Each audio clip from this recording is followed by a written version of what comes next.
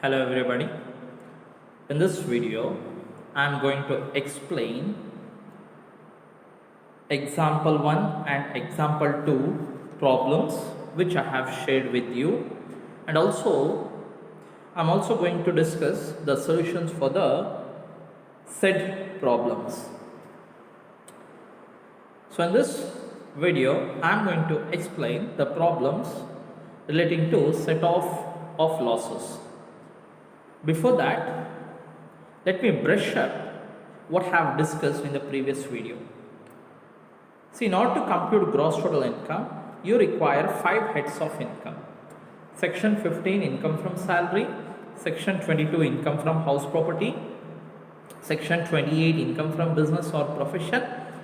Section 45, income from capital gains. And Section 56, income from other sources. So these are the 5 heads of income.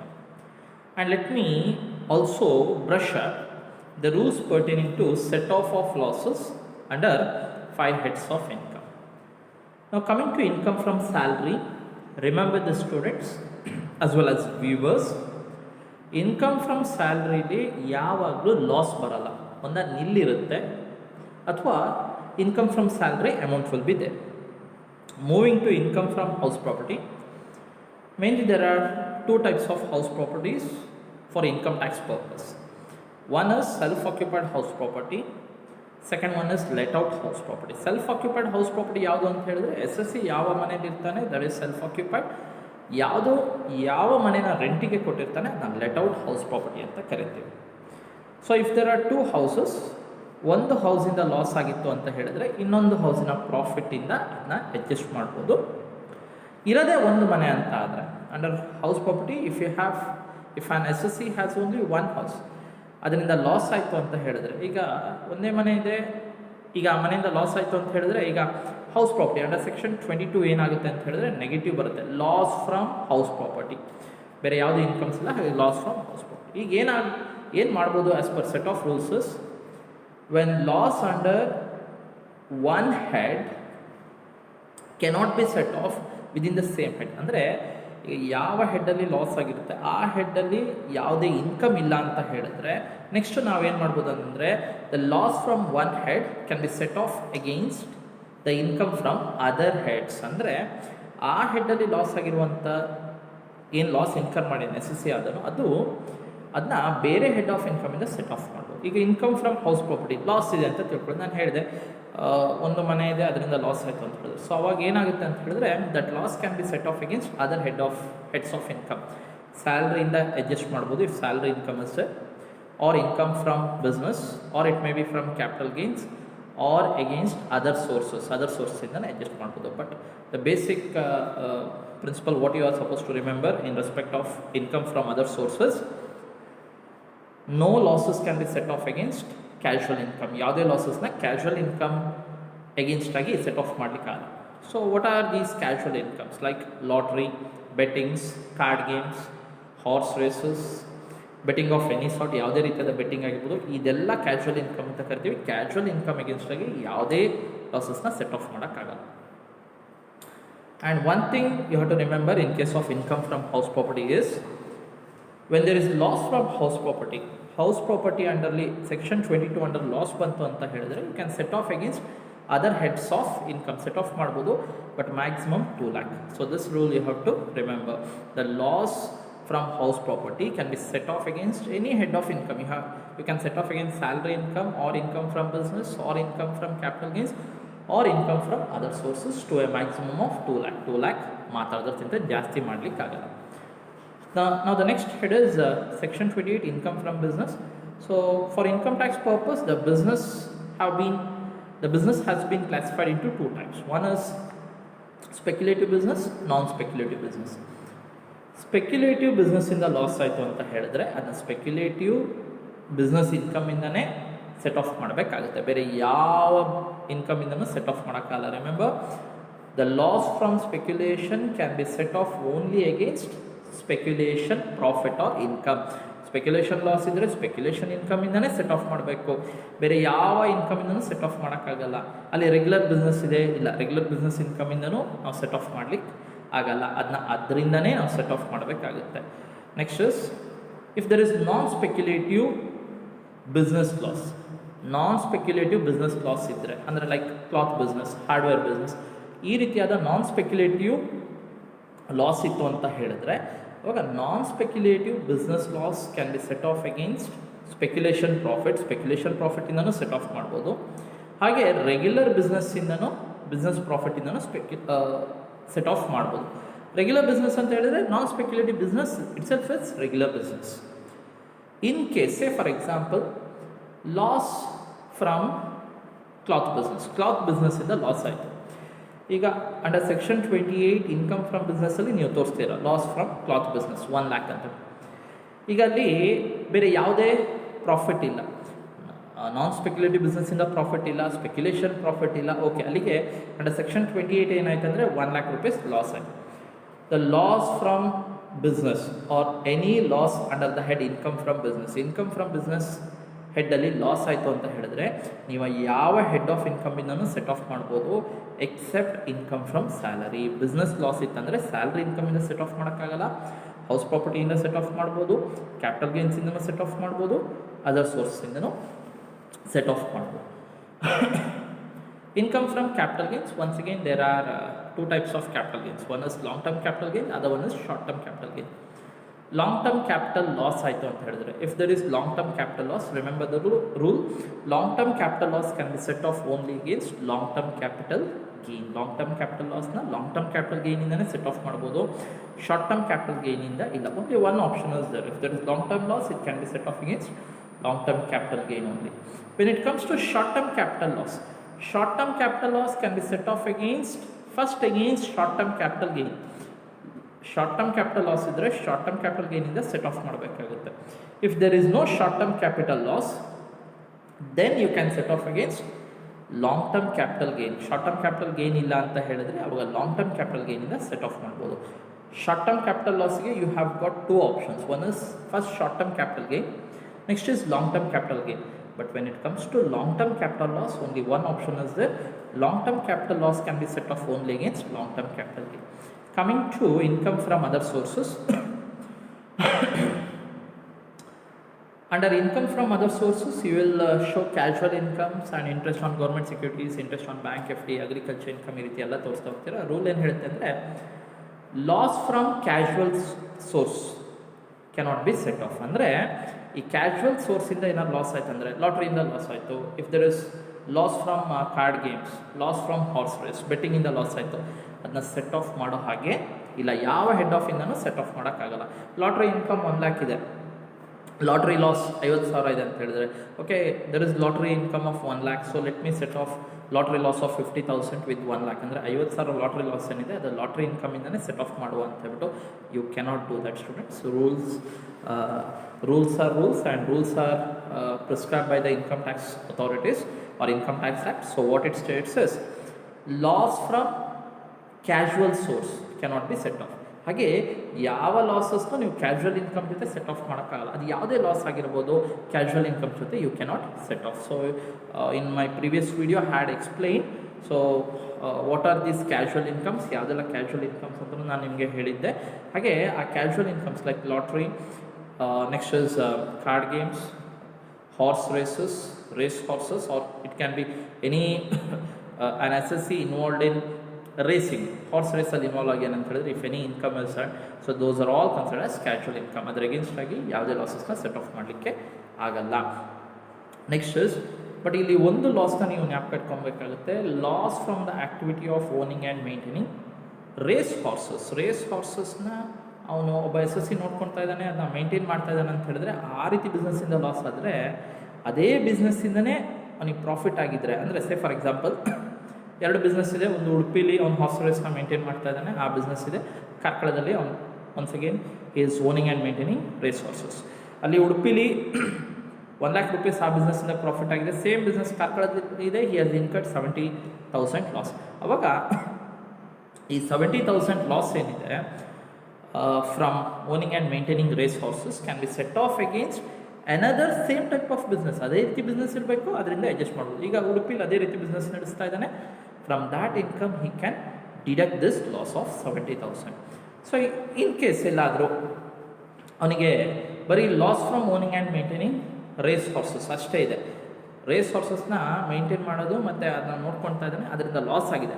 ಇನ್ನೊಂದು business ಇಲ್ಲ. ಈಗ loss ಆಗಿರೋದನ್ನ ಏನು ಮಾಡ್ತೀವಿ ಅಂದರೆ carry forward ಮಾಡ್ತೀವಿ, ಅಂದರೆ 4 years ತನಕ ಕ್ಯಾರಿ ಫಾರ್ವರ್ಡ್ ಮಾಡ್ತೀವಿ. So this carry forward rules I will explain in my next video regarding carry forward of losses. ಅದ್ರಲ್ಲಿ ನಾನು ನಿಮಗೆ ಎಕ್ಸ್ಪ್ಲೈನ್ ಮಾಡ್ತೀನಿ. But right now you remember the set of rules. So let me go with example 1. From the following particulars, compute the gross total income. So from the following particulars, compute the gross total income. Gross total income na ನಾವು calculate ಮಾಡಬೇಕಾಗುತ್ತೆ. How you are supposed to write the heading is computation of gross total income. So you are supposed to mention the previous year 2019-20, assessment year 2020-21, and see the particulars. Salary income 3,85,000, income from house A 30,000, loss from house B rupees 16,000, business loss rupees 40,000, winnings from lotteries gross rupees 15,000. Okay, see the particular student. So when you see the incomes given in the problem, so you have to decide under which head it is taxable. ಯಾವ head ಅಂಡರ್ಲಿ taxable ಆಗುತ್ತೆ. there are 5 heads of income. ಯಾವ ಹೆಡ್ಡಲ್ಲಿ taxable ಆಗುತ್ತೆ. Now see the first one. Salary income computed is given, students, rupees 3,85,000. Salary income is given. So salary income is taxable under section 15. So I have now you go through the Excel sheet. Section 15, income from salary 3,85,000, straight away to the last column. Next is income from house A. Any income from house is taxable under section 22. Income from house, ಮನೆಯಿಂದ ಏನಾದ್ರು income ಬರ್ತಾ ಇದೆ ಅಂತ ಹೇಳಿದ್ರೆ under section 22, income from house property is taxable. Income from house A rupees 30,000, and there is loss from house B rupees 16,000. House A in the SSC has earned income, but from house B he has incurred loss of rupees 16,000 loss ಆಗಿದೆ. ನೋಡಿ, first ನಾವೇನು ಮಾಡಬೇಕಂತ ಹೇಳಿದ್ರೆ, ಈಗ house ಪ್ರಾಪರ್ಟಿಲಿ first income from house a 30,000. Next ಅದೇ ಹೆಡ್ಡಲ್ಲಿ ಬೇರೆ ಯಾವ್ದಾದ್ರು ಇನ್ಕಮ್ಸ್ ಇದೆಯಾ ಅಥವಾ ಟ್ರಾನ್ಸಾಕ್ಷನ್ಸ್ ಇದೆಯಾ ಅಂತ ನೋಡಿ. Yes, you have loss from house B 16,000. So what you are suppose to do, ಒಂದು ಮನೆಯಿಂದ ಇನ್ಕಮ್ ಇದ್ದು ಇನ್ನೊಂದು ಮನೆಯಲ್ಲಿ ಲಾಸ್ ಆಗಿದೆ ಅಂತ ಹೇಳಿದ್ರೆ ಆ ಲಾಸ್ನ ಆ ಇನ್ಕಮಿಂದ ಡಿಡಕ್ಟ್ ಮಾಡಬೇಕಾಗುತ್ತೆ. So income from house A is 30,000, loss from house B is 16,000. So how much is the income remaining? It is 14,000. 14,000 is the income which is taxable under section 22. The loss from one house can be set off against income from another house. ಇನ್ನೊಂದು ಮನೆಯ profit ಇಂದ ಮತ್ತೊಂದು ಮನೆಯ loss ಅನ್ನು ನಾವು deduct ಮಾಡಬಹುದು. Next is section 28, that is business loss rupees 40,000. So this is important, students. Business loss. So first, where it is taxable, or under what head you are supposed to show this business loss? See, anything related to business is taxable under section 28. Section 28 ಅಲ್ಲಿ income from business ಅಲ್ಲಿ taxable ಆಗುತ್ತೆ.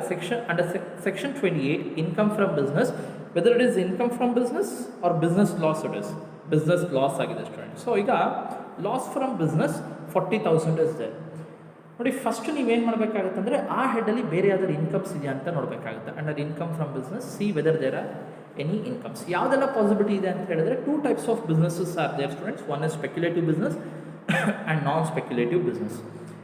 So ಈಗ ಇಲ್ಲಿ ಯಾವ ರೀತಿಯ business ಅಂತ ಕೊಟ್ಟಿಲ್ಲ, just they have mention business loss. So the possibility is it is non speculative business, regular ಬಿಸ್ನೆಸ್ಸಿಂದ ಲಾಸ್ ಆಗಿದೆ.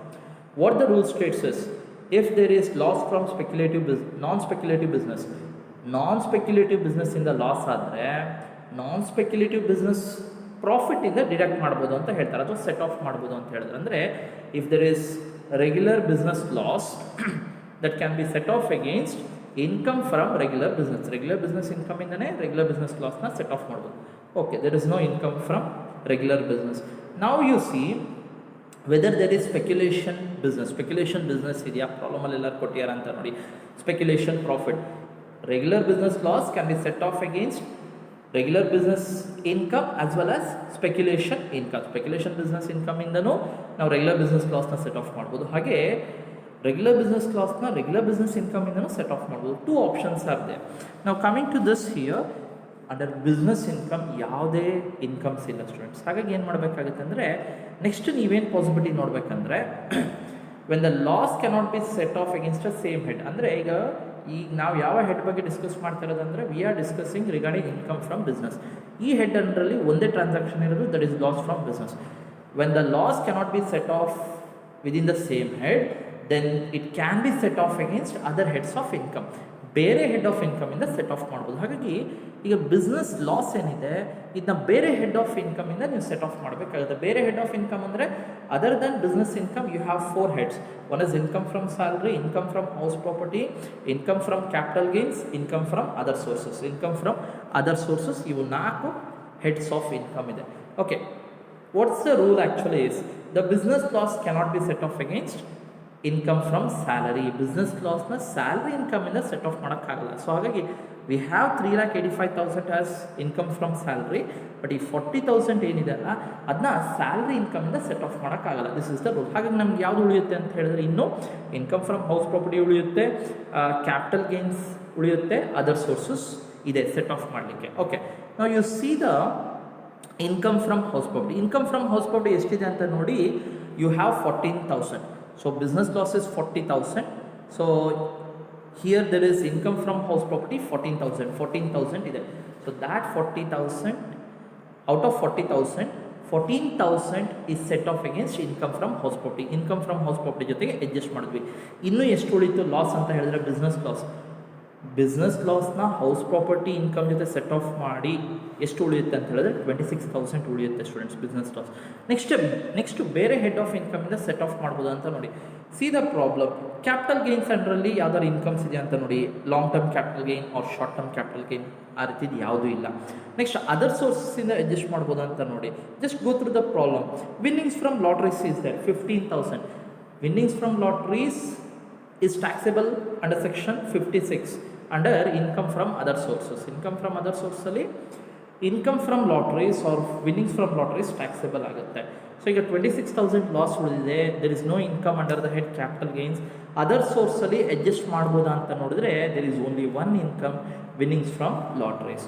ರೂಲ್ ಏನು ಹೇಳುತ್ತೆ ಅಂದರೆ, no losses can be set off against casual income. Casual income against ಆಗಿ ಯಾವುದೇ losses set off ಮಾಡೋಕ್ಕಾಗಲ್ಲ.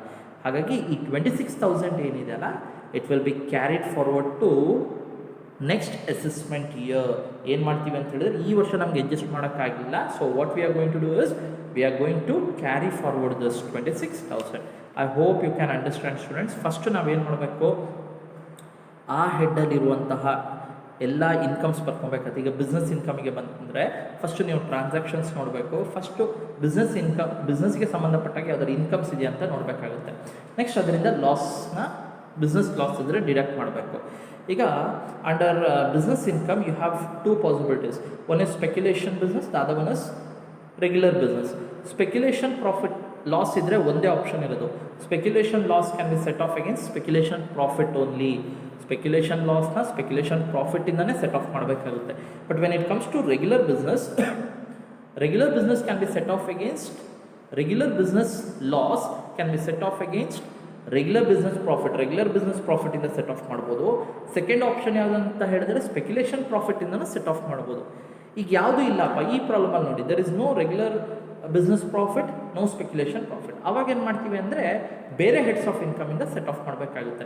But business loss cannot be set off against salary salary ಇನ್ಕಮಿಂದ business ಲಾಸ್ನ ಸೆಟ್ ಆಫ್ ಮಾಡೋಕ್ಕಾಗಲ್ಲ. ಹಾಗಾಗಿ ನಾವೇನು ಮಾಡಿದ್ವಿ, ಇಲ್ಲಿ ಹೌಸ್ ಪ್ರಾಪರ್ಟಿ ಜೊತೆ ಅಡ್ಜಸ್ಟ್ ಮಾಡಿದ್ವಿ. 26,000 ಲಾಸ್ ಇನ್ನೂ ಉಳಿತು, that will be carried forward. ಎಷ್ಟು ಅಸೆಸ್ಮೆಂಟ್ ಇಯರ್ಸ್ ಅಂತ ಹೇಳಿದ್ರೆ, remember students, the business loss will be carried forward to 8 assessment years. 8 assessment years ತನಕ ನಾವು ಕ್ಯಾರಿ ಫಾರ್ವರ್ಡ್ ಮಾಡ್ತಾ ಹೋಗ್ತೀವಿ. So the carry forward rules I will explain in my next video.